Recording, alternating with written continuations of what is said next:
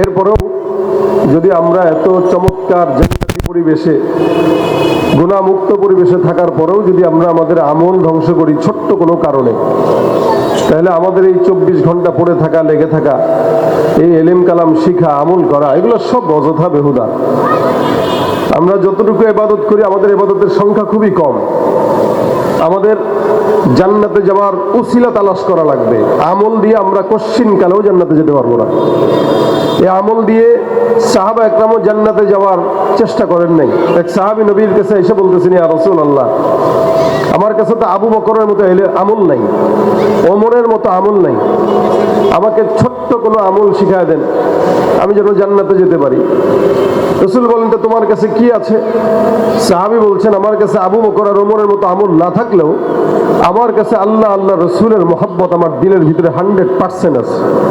রাসূল করিম সাল্লাল্লাহু আলাইহি ওয়াসাল্লাম বলেন, ইন্নাকা মা'a মান আহবাবতা, যে বান্দার সাথে যার সম্পর্ক থাকে, যে বান্দার সাথে যার ভালোবাসা মহব্বত থাকে, ওই ভালোবাসা ওই মহব্বত বান্দাকে তার সাথেই জান্নাতে রেখে দেয়। এখন আমরা তালিবুল ইলম হিসেবে আমরা আল্লাহ পাকের দ্বীনকে মহব্বত করি, কোরআনকে মহব্বত করি, কোরআন ওয়ালাদেরকে মহব্বত করি। এই জন্য আমাদের এই মুজাকারাটা দরকার। আল্লাহ পাক বলেন, ইয়া আইয়ুহাল্লাযীনা আমানু ইজতানিবু কাসীরাম মিনাজ যান, হে মুমিনরা, তোমরা ধারণা থেকে বাঁচো। মুমিনদেরকে আল্লাহ পাক ধারণা থেকে বাঁচার আদেশ করলেন। এখানে আমিও মুমিন, আপনারাও মুমিন, প্রত্যেকেই মুমিন। সবাই নিজেকে মুমিন দাবি করে, কিন্তু সবাই খাঁটি মুমিন হতে পারে না। আল্লাহ পাক বলেন, ওমিনান নাস মান ইয়াকুলু আমান্না বিল্লাহি ওয়া বিল ইয়াউমিল আখির ওয়া মা হুম বিমুমিনিন। মানুষের ভিতরে একদল থাকে যারা নিজেরা নিজেদেরকে মুমিন বলে।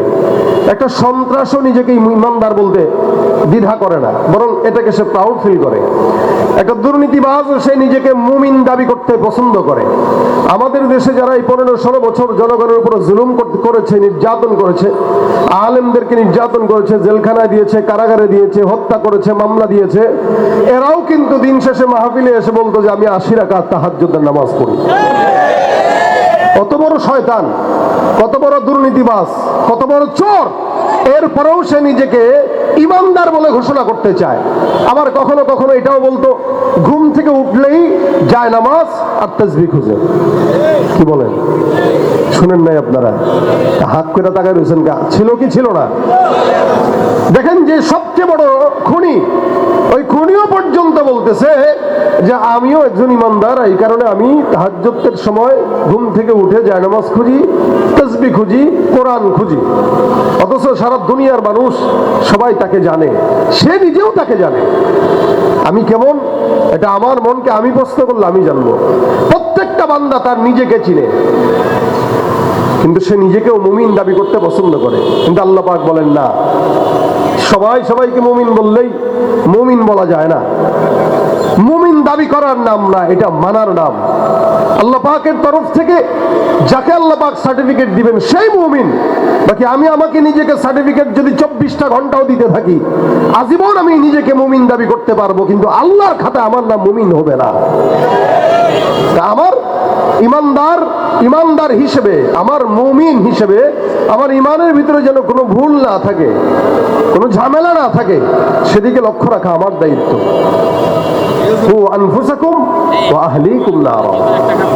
আমরা নিজেদের থেকে অন্যের প্রতি আমরা বেশি নজরদারিটা রাখি। অথচ আমার দিলে যত গুনাহ আছে, আমার নিজের পিছনে যত গুনাহ আছে, এগুলোর প্রতি যদি আমাদের কোনো চিন্তা থাকতো, তো আমার গুনাহ দূর করার সময় আমার হইতো, আরেকজনের গুনাহে হাত দিয়ে নাড়াচাড়া করার সময় আমার হতো না। কিন্তু আমাদের অন্যের গুনাহের পিছনে নাড়াচাড়া করার সময় হয়, নিজের ভুলগুলো শুধরে দেওয়ার সময় নিজেরই হয় না। যার কারণে বড়দের ভুল ধরতেও আমরা দ্বিধা করি না। বড়দের ভুল যা মন চায় বলে ধরে দিচ্ছি, যা মন চায় করতেছি। অথচ আল্লাহ পাক বলেন, মুমিন ইজতানিবু কাসীরাম মিনাজ যান, ধারণা থেকে বাঁচো। প্রত্যেকটা ইমানদারকে আল্লাহ পাক এটাই বলেছেন। আমি রাস্তা দিয়ে হেঁটে যাচ্ছি, আপনি আমার দূর থেকে দেখে বলেন, ও গেছে, ওই যে দেখ যায়। হ্যাঁ, এই যে কথা আপনি বললেন, এই যে ইঙ্গিত আপনি দিলেন, সম্পূর্ণ হারাম কাজ করলেন, জেনার চাইতেও মারাত্মক কাজ করলেন। কারণ আপনি আমাকে চিনেনই না, আমি আমাকে চিনি আর আমার মাওলা আমাকে চিনে। ঠিক প্রত্যেকটা বান্দার ব্যাপারে বলতেছি, আমরা যখন একজন আরেকজনকে নিয়ে এরকম কটূক্তিমূলক মন্তব্য অথবা চোখে আর তাকা না তাকাই, আমাদের গোপন সমস্ত ইবাদত গুলো, এই সমস্ত গীবত শিকায়াত গুলাই ধ্বংস করে দেয়, নিজেরাও জানি না। এই জন্য আল্লাহ বলেন, ইজতানিবু কাসীরাম মিনাজ যন, ধারণা থেকে বাঁচো। কেন? ইন্না বা'দাজ যন্নি ইসম, অধিকাংশ ধারণাই অন্যায়, পাপ, পাপাচার, গুনাহ, কবিরা গুনাহ, যেটা জিনার চাইতেও মারাত্মক খারাপ কাজ। দুইটা হক আল্লাহ পাক বান্দাকে দিয়েছেন, এক হুকুকুল্লাহ আর একটা হুকুকুল ইবাদ। হুকুকুল্লাহ যেটা আল্লাহ পাক চাইলেই মাফ করতে পারে, হুকুকুল ইবাদ যেটা বান্দা যতক্ষণ ক্ষমা না করে তো আল্লাহ পাক ততক্ষণ ক্ষমা করে না। মুসলমান, গীবতের ব্যাপারে আল্লাহ পাক রব্বুল আলামিন স্পষ্ট বান্দাকে সতর্ক করেছেন। রাসূল করিম সাল্লাল্লাহু আলাইহি ওয়াসাল্লাম বলেন, গীবত করা এত মারাত্মক গুনাহ যেটা জিনার চাইতেও খারাপ। নাউযুবিল্লাহি মিন যালিক, জিনার চাইতেও খারাপ। আমরা কিতাব সামনে রেখেও গীবত করি, আমরা ফাজাইলে আমল সামনে রেখেও গীবত করি, আমরা জিকিরের মজলিসে বসেও গীবত করি, আমরা মাহফিলের ময়দানে বসেও গীবত করি, আমরা বুখারী শরীফের দর্শে বসেও গীবত করি। আমরা এমন কোন জায়গা নাই যেই জায়গাটা গীবত মুক্ত রাখছি, সব জায়গায় গীবত যুক্ত। চায়ের দোকানগুলো তো আছেই, চায়ের দোকানগুলো তো থাকবেই, কিন্তু হাদিসের মসনদেও যদি গীবত করা হয়, ওই জায়গাটাও ওই গীবতের মাধ্যমে নাপাক হয়ে যায়। এই জন্য আল্লাহ পাক বলেছেন, খবরদার, ধারণা থেকে বাঁচো। ভাইয়ের আমার, আমরা যারা তালিবুল ইলম আছি, আপনাদেরকে হাত জোর করে বলি, খবরদার, বর্তমান জামানা বড় ফিতনার জামানা। এখন আর শত্রুতা সরাসরি করা লাগে না, এখন সমস্ত শত্রুতা ইউটিউব আর ফেসবুকে ঢুকে গেছে। কি বলেন আপনারা? ইউটিউব আর ফেসবুকে ঢুকে গেছে। আমাদের শত্রুতা কেন আমরা নিজেরাও জানি না। কাকে বোকা দিচ্ছি, কাকে বন্ধু বানাচ্ছি, কাকে ভালোবাসছি আর কাকে দূরে ঠেলতেছি আমরা নিজেরাও জানি না। যাকে ভালোবাসতেছি সেও আল্লাহর গোলাম, যাকে শত্রুতা করতেছি সেও আল্লাহর গোলাম, যাকে মহব্বত করতেছি সেও আলেম, যাকে গালি দিচ্ছি সেও আলেম। এরা তো সবই এক রাস্তার, আমিও তো তাদের কাতারে। তা আমি কাকে ছাড়বো, কাকে ফেলবো, কাকে বোকা দিব, কাকে দূরে রাখবো, এই চিন্তাটুকু করার সময় আমাদের হয় না। এই কারণে নাহাবিমিনের ছাত্ররা, 10 বছর বয়সের ছেলেরা, 20 বছর বয়সের সন্তানেরা, 15 বছর বয়সের সন্তানেরা পর্যন্ত আমাদের মাথার মুকুট ওলামায়ে কেরামদেরকে নিয়ে মন্তব্য করতে দ্বিধা করে না। খুব দুঃখের সঙ্গে কথাগুলো বলতে হয়, গত 2 দিন ধরে যেই ফেসবুকে গীবতের চর্চা চলতেছে, আমাদের ভাইয়েরা যেভাবে গীবত আর গোস্ত নিয়ে টানাটানি করে খাচ্ছে, এতে যাকে নিয়ে আপনি টানাটানি করতেছেন তার কোনো দোষ হবে না, তার কোনো ক্ষতি হবে না, ক্ষতি আপনার আর আমার। দিন শেষে বদদোয়াগুলো আমাদের মাথার উপরে জমা হচ্ছে। আমরা মহিউস সুন্নাহকে নিয়ে কথা বলবো, উনি আমাদের মুরব্বী। আমরা শেখুল হাদিসকে নিয়ে কথা বলবো, উনিও আমাদের মুরব্বী। যারা এক পক্ষ নিয়ে কথা বলে আরেক পক্ষকে গালি দিয়ে আসমানের থেকে জমিনে নামাতে চায়, এরা কোশ্চেন খেলা আমাদের বন্ধু ছিল না, এরা তৃতীয় পক্ষ মুনাফিক ছাড়া কিচ্ছু হতে পারে না। এদেশের ওলামায়ে কেরাম সবাই আমাদের মাথার মুকুট, সবাই আমাদের মাথার মুকুট। কেউ যদি আমাদেরকে আদরের সাথে দুটা কথা বলে, আমরা সেটাকে বরকত যদি মনে নাই করতে পারি, তা আমাদের দুর্বলতা। হ্যাঁ, বড়রা বড়দের সাথে কি করবে এটা বড়দের হিসাব, আমরা ছোট হিসেবে আমাদের উচিত হইল বাস সুকুত ইখতিয়ার করা, চুপ থাকি, শেষ। কারণ যে বিষয় নিয়ে কথা বলছেন, এই বিষয়টা যদি যৌক্তিকতার সাথে কোরআন সুন্নাহ মোতাবেক ভুল হয়, তাহলে আপনি গুনাহগার হবেন। সহি হবে কি হবে না এটা তো অনেক পরের বিষয়, ভুলও হইতে পারে, সহি হইতে পারে। আপনি সন্দিহান যখন চলে আসে তখন আপনি চুপ থাকেন, বাস, অন্তত গীবত থেকে বাঁচেন। এই জন্য প্রত্যেকটা ছাত্র, প্রত্যেকটা মানুষের ব্যাপারে আমি নিজেকে বলতেছি, গীবত এটা জিনার চেয়ে খারাপ। রাসূল বলেছেন, কেন? জিনা যখন মানুষ করে, নাফসান গুনাহ করে, নিজে ব্যক্তিগত গুনাহ করে, এটা আল্লাহ, আল্লাহর বান্দা জানে, আর কেউ জানে না। আর গীবত যখন করা হয়, একটা মানুষের সম্মান নিয়ে টানাটানি করা হয়, একটা মানুষের হক নষ্ট করা হয়। রাসূল করিম সাল্লাল্লাহু আলাইহি ওয়াসাল্লাম বলেন, কিয়ামতের ময়দানে নিশ্চিত জান্নাতি ব্যক্তি শুধুমাত্র গীবতের গুনাহের কারণে পিছন থেকে যার গীবত করলো ওই ব্যক্তি এসে টান দিয়া ধরে বলবে, ভাই হক নষ্ট করছিলা, এখন আমাকে সওয়াব দাও। নিশ্চিত জান্নাতি ব্যক্তি তাকে সওয়াব দিতে যায়, সে জাহান্নামী হয়ে যাবে। আর যার গীবত করেছিল সে জাহান্নামী হওয়া সত্ত্বেও তার থেকে নেকি নিয়া আল্লাহ পাক তাকে জান্নাত দিয়ে দিবেন। গীবত করা সওয়াব না গুনাহ? বলেন না জোরে, সওয়াব না গুনাহ? আল্লাহ পাক বলেন, ইন্না বা'দাজ যন্নি ইসমুহু ওয়া লা তাজাসসু ওয়া লা ইয়াগতাব বা'দুকুম বা'দা আইয়ুহিব্বু আহাদুকুম আন ইয়াকুলা লাহমা আখিহি মাইতান ফাকারিহতুমু। খবরদার, কেউ কারো গীবত করবা না, শিকায়াত করবা না। আমাদের দেশে এক রাজনৈতিক দল আরেক রাজনৈতিক দলদেরকে গালি দেয়, এক রাজনৈতিক নেতা আরেক রাজনৈতিক নেতাকে কটূক্তি করে কথা বলে, এক আলেম আরেক আলেমকে কটূক্তি করে কথা বলে, এগুলো সব গীবতের অন্তর্ভুক্ত। তবে হ্যাঁ, রাজনৈতিক নেতা যারা এরা একজন একজনকে গালি দেয়, কারণ চোর চোরে গালি দিবে, এটা স্বাভাবিক। আমাদের দেশের যারা রাজনীতি করে, ইসলাম ছাড়া যতগুলো দল আছে সবগুলা একে একে খালাতো ভাই, চোরে চোরে খালাতো ভাই অবস্থা, ঠিক কিনা জোরে কর? যতই রাজনৈতিক দল আসুক না কেন, আপনারা মনে করেছেন স্বৈরাচারীদেরকে বিদায় করেছেন মনে হয় শান্তি আসবে, কিন্তু না না, এক স্বৈরাচারীকে বিদায় করতে দেরি হয়েছে, হাতের বদল হয়েছে, কিন্তু চাঁদাবাজদের বদল হয় না। ক্ষমতা দেশ যেন বাপের ভিটা, রাখতেছে আর শুরু করে বিদেশিদের পাচাটা। যাদের হাতে যায় ক্ষমতা দেশ যেন বাপের ভিটা, রাখতেছে আর শুরু করে বিদেশিদের পাচাটা। বিদেশিদের কথা মতো চালায় ওরা নিজের দেশ, বিদেশিদের কথা মতো চালায় ওরা নিজের দেশ। দেখতে দেখতে গোল্লায় গেল আমার সোনার বাংলাদেশ। কথা কয় না? একে একে শেষ করেছি, সবার দেখা হইল শেষ। দেখতে দেখতে গোল্লায় গেল আমার সোনার বাংলাদেশ, দেখতে দেখতে গোল্লায় গেল আমার সোনার বাংলাদেশ। মুসলমানের দেশটা মোদের আছে খাতা কলমে, দোষের দোষী যে বাজারাই শাস্তি পাবে আলেমে। মুসলমানের দেশটা মোদের আছে খাতা কলমে, দোষের দোষী যে বাজারাই শাস্তি পাবে আলেমে। ওরা ইসলাম বেচে ক্ষমতাটা পাকা পোক্ত করে বেশ, ইসলাম বেচে ক্ষমতাটা পাকা পোক্ত করে বেশ। দেখতে দেখতে গোল্লায় গেল আমার সোনার বাংলাদেশ, দেখতে দেখতে গোল্লায় গেল, দেখতে দেখতে গোল্লায় গেল আমার। কেউ দিল না সবাই নিল, আমরা যে কলুর বলদ, সারা বছর নেয় না খবর, নির্বাচনে খুব দরদ। কেউ দিল না সবাই নিল, আমরা যে কলুর বলদ, সারা বছর নেয় না খবর, নির্বাচনে খুব দরদ। নির্বাচনের আগে নেতা ধরে কত রকম বেশ, নির্বাচনের আগে নেতা ধরে কত রকম বেশ। দেখতে দেখতে গোল্লায় গেল বাংলাদেশ, দেখতে দেখতে গোল্লায় গেল আমার সোনার বাংলাদেশ। আর দেখা নয় এবার শিখা জ্বালিয়ে দাও বিদ্রোহের, চোখের পানির বদলে এবার খুন ঝরিয়ে দাও বুকের। আর দেখা নয় এবার শিখা জ্বালিয়ে দাও বিদ্রোহের, চোখের পানির বদলে এবার খুন ঝরিয়ে দাও বুকের। আবার জাগো বীর জনতা ফিরে পেতে সেই সে দেশ, আবার জাগো বীর জনতা ফিরে পেতে সেই সে দেশ। দেখতে দেখতে গোল্লায় গেল আমার সোনার বাংলাদেশ, দেখতে দেখতে গোল্লায় গেল আমার সোনার বাংলাদেশ। ঠিক কিনা? ওরা ওদের গীবত গাক, কারণ ওরা তো নিজেরাও চোর, যাদের টাকা এরাও চোর। কিন্তু আমরা যদি মুমিন হই, আমরা নিজেরা যেহেতু জানি গীবতটা একটা মারাত্মক গুনাহ। দেখেন ভাইরা আমার, এটা মুসলমানদের পছন্দের একটা গুনাহ হলো গীবত। কেন? মুসলমান নামাজও পড়ে, গীবতও করে, রোজাও রাখে, গীবতও করে, বাইতুল্লাহ তাওয়াফ করে, গীবতও করে, সাফা মারওয়া সাই করে, গীবত করে।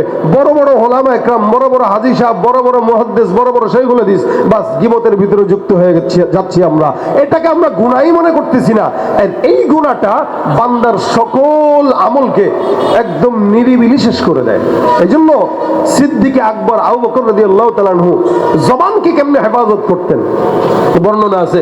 আবু বকর সিদ্দিক কখনো জিহ্বাটাকে টান দিয়ে এই পর্যন্ত বের করতেন, অথবা কখনো পাথরকে মুখের ভিতরে ঢুকায় বসে থাকতেন, পাথরের টুকরা।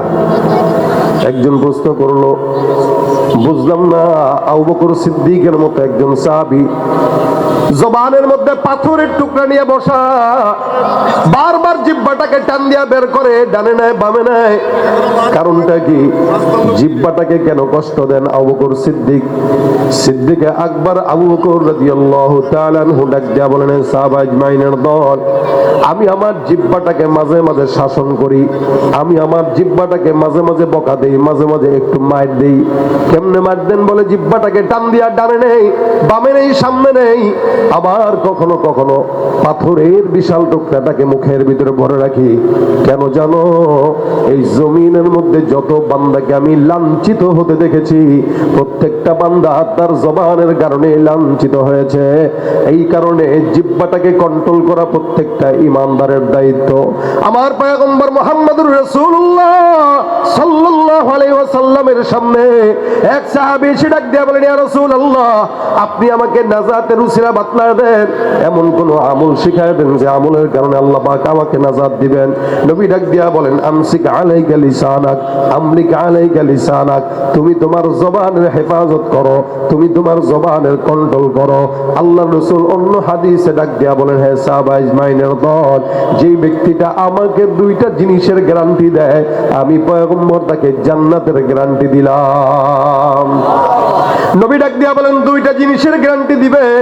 এক নম্বর, বান্দার দুই রানের মাঝখানে যেই লজ্জাস্থান থাকে, লজ্জাস্থানের গ্যারান্টি যদি দেয়।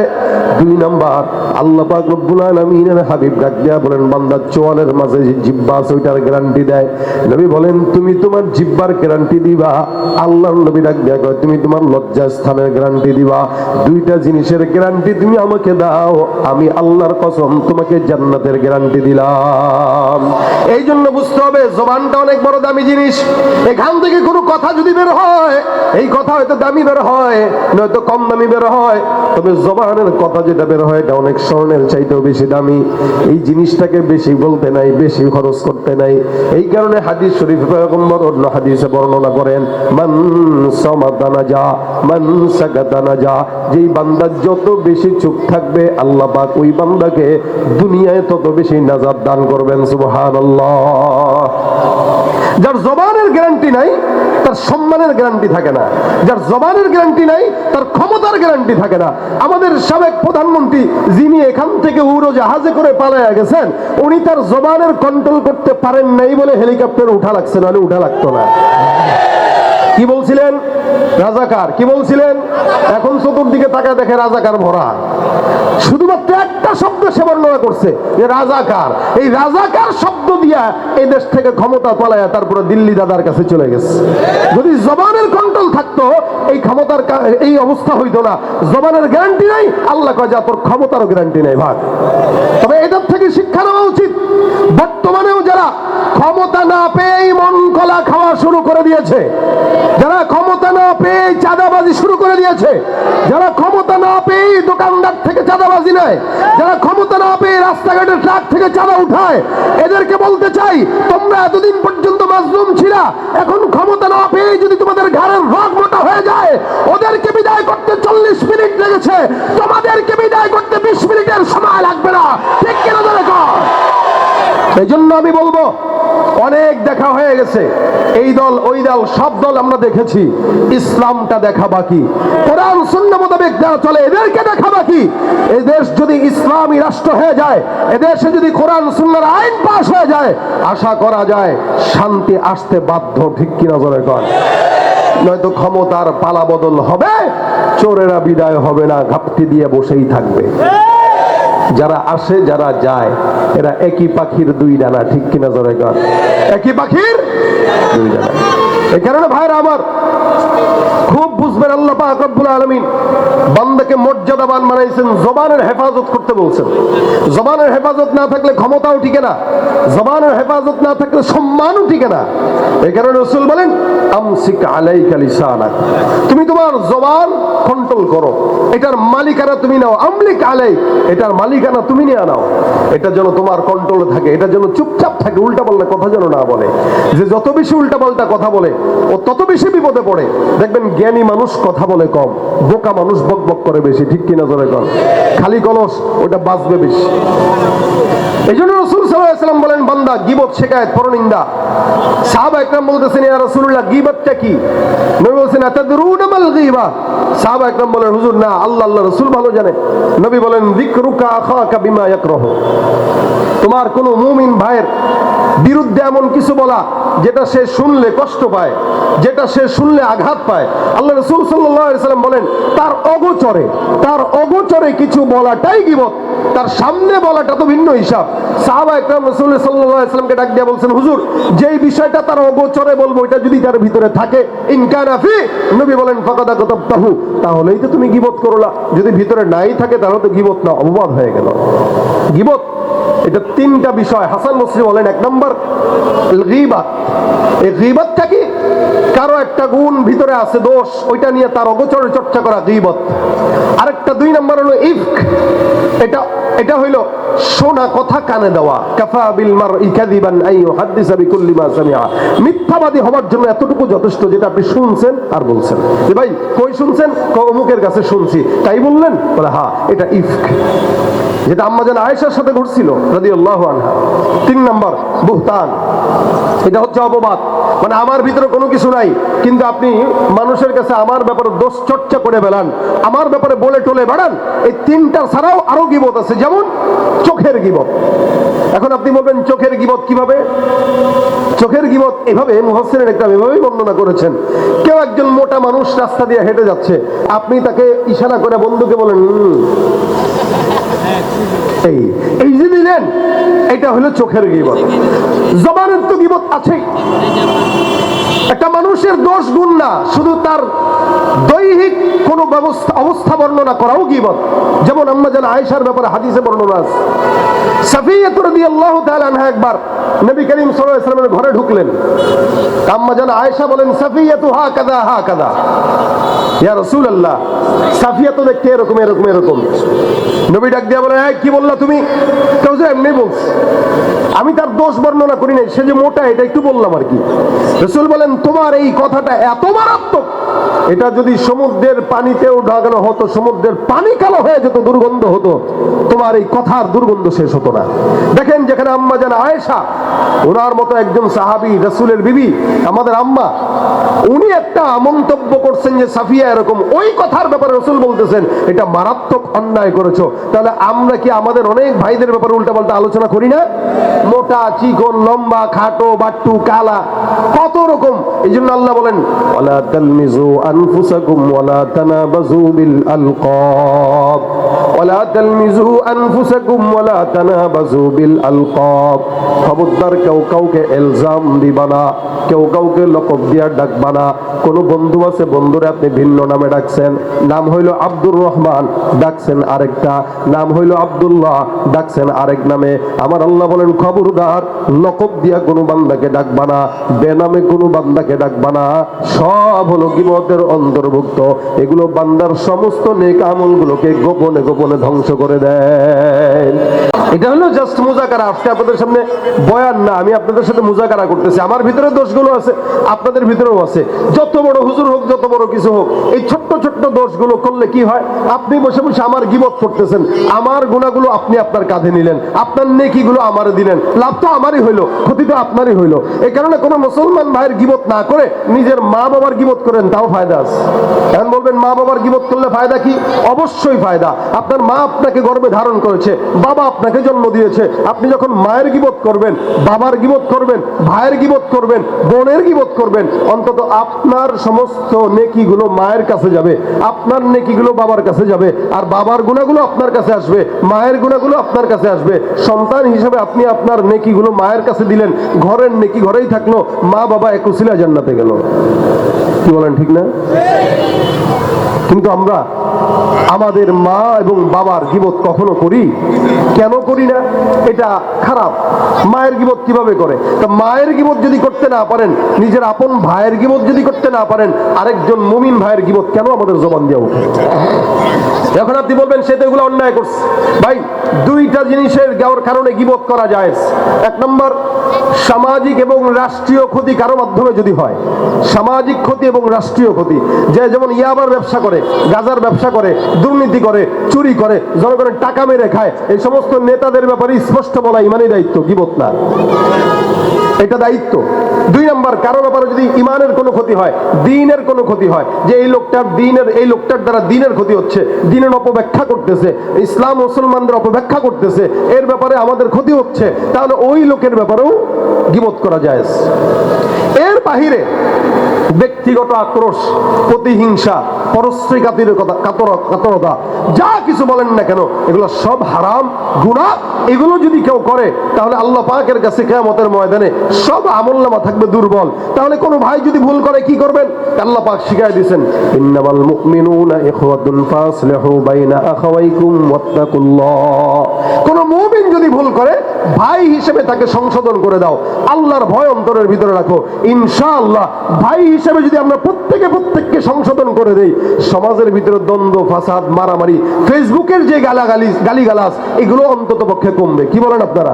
আমাদের দেশে এই সমস্ত ভাইরা ফেসবুকে, ইউটিউবে একজনকে গালিগালাজ দিতে শেষ করে ফেলতেছে, অথচ সামনে দেখলে সালাম দেয় 14 বার, সামনে দেখলে ছবি তোলার জন্য পাগল হয় 14 বার, কিন্তু ফেসবুকে ঠিকই গালি দিচ্ছে। কেন দিচ্ছে সে নিজেও জানে না। ওই যে আরেকজন একটা কমেন্ট লিখে দিছে, ওই কমেন্টে যায় সে ঘি ঢালতেছে। ভাই প্রত্যেকটা হিসাব আল্লাহর কাছে দেওয়া লাগবে।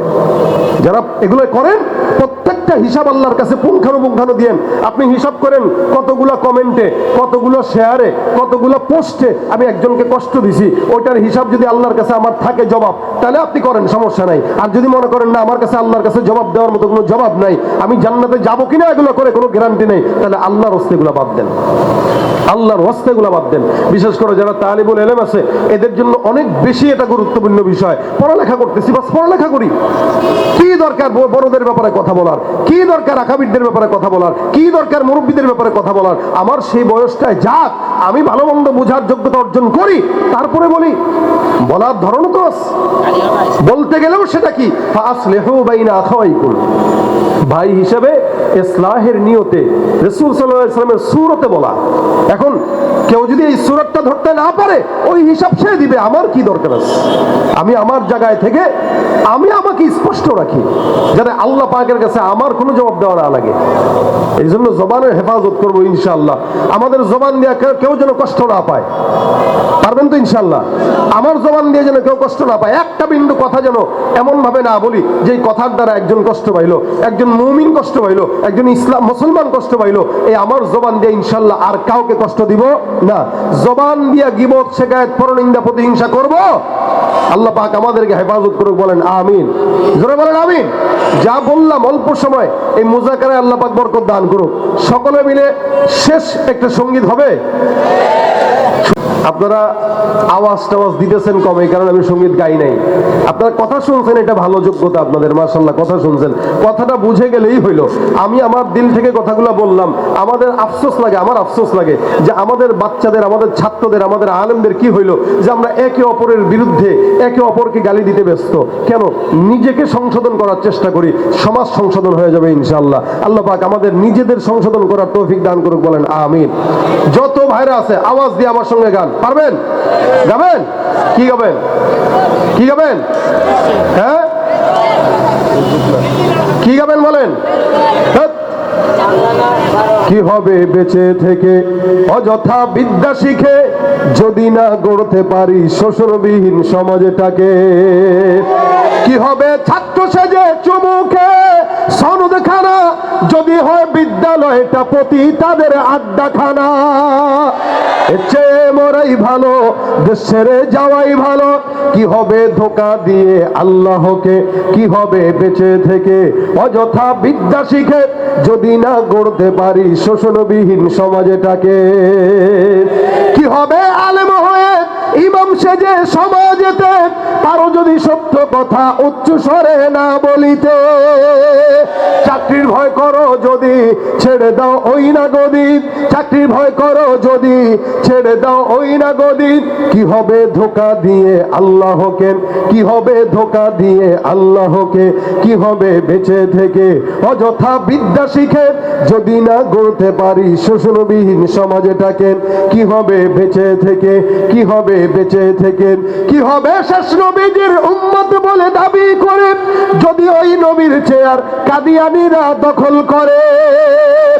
নবীজির জন্য যদি রক্তের বহে নদী, নবীজির জন্য যদি রক্তের বহে নদী, তবুও হটবো না এই দাবি থেকে, তবুও হটবো না এই দাবি থেকে। কি হবে বেঁচে থেকে? অযথা বিদ্যা শিখে যদি না গড়তে পারি শোষণবিহীন সমাজটাকে, কি হবে বেঁচে থেকে? কি হবে বেঁচে থেকে? কি হবে বেঁচে থেকে? আল্লাহ পাক আজকের মজমাকে শেষ পর্যন্ত কবুল করুক, বলেন আমিন। যা বলবো শুনবো সবকিছুতে আল্লাহ পাক বরকত দান করুক। ওমা তৌফিক ইল্লা বিল্লাহ। সুবহানাকাল্লাহুম্মা বিহামদিকা আশহাদু আল্লা ইলাহা ইল্লা আনতা আস্তাগফিরুকা।